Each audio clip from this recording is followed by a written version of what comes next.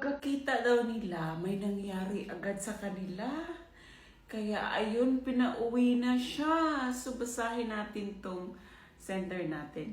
Nagkita kami ng AFAM ko last October 28. Nag-book siya ng flight sa akin pa Manila kasi taga Davao ako. Mas una siyang dumating doon, October 27. Dapat until November 3 kami doon sa Manila. Pagkita namin, may nangyari agad sa amin. Ayan tayo, te. Tapos, nag-grocery me after. Pag uwi namin, may na-receive siyang chat. Na meron daw nangyari sa kapatid niya. 50-50 daw. Dalawa kasi silang magkakapatid. Tapos, natulog kami isang gabi. Then, kinabukasan, October 29, nag-book na siya ng ticket sa akin uwi ng Davao. Sabi niya, kailangan daw niyang i-make sure na makauwi daw ako bago daw siya uuwi sa kanila. Dapat sana sa November 3 pa siya uwi. Tapos bigla na lang siyang binuka ng ticket, October 29. Tapos ang sabi naman niya na pagkatapos mong mag-uwi, yung ticket ko naman yung aasikasuhin ko. Mahirap daw po kasi i-rebook yung business class. Hindi yan mahirap dahil. Excuses lang niya to dahil. Until now, naghintay pa ako sa chat niya na nakabalik na siya.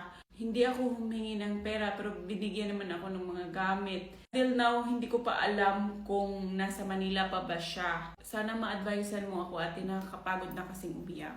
Alam mo girl, malaking chance na pinauwi ka na niya kasi meron siyang gustong pang imit na iba. Obviously, kasi until now hindi pa siya nag-message sa'yo. I mean, hopefully, totoo yung sinasabi niya na uuwi siya. Diba, sana kung totoo naman siya sa'yo, sana nag-update siya na nabuko na yung flight ko, aalis na ako, wala, diba? Bakit ka kasi bumigay agad, Day? Yan tuloy. Kasi yung lalaki kasi, pag bago pa lang kasi kayo, lalo na kakamit nyo lang, wala pa yung love na nabibuild. Kasi doon kasi sila may in love sa effort nila, sa time na gi-spend. So kung nagchuchurba agad kayo kakamit niya, release na yung testosterone niya, kailangan niya mag-recharge ulit na wala na yung excitement niya doon sa'yo. Bakit kasi, Jai? Better na lang next time, different guy. I'm sorry to tell you this, pero malakas ang loob ko na meron siyang inimit na iba dun sa Manila. Kaya, mag-chat ka na ng iba dyan. Huwag mong i-focus sa isa, hindi ka pa naman pinakakasalan. Keep your door open para sa totoong tao na makikita yung value mo.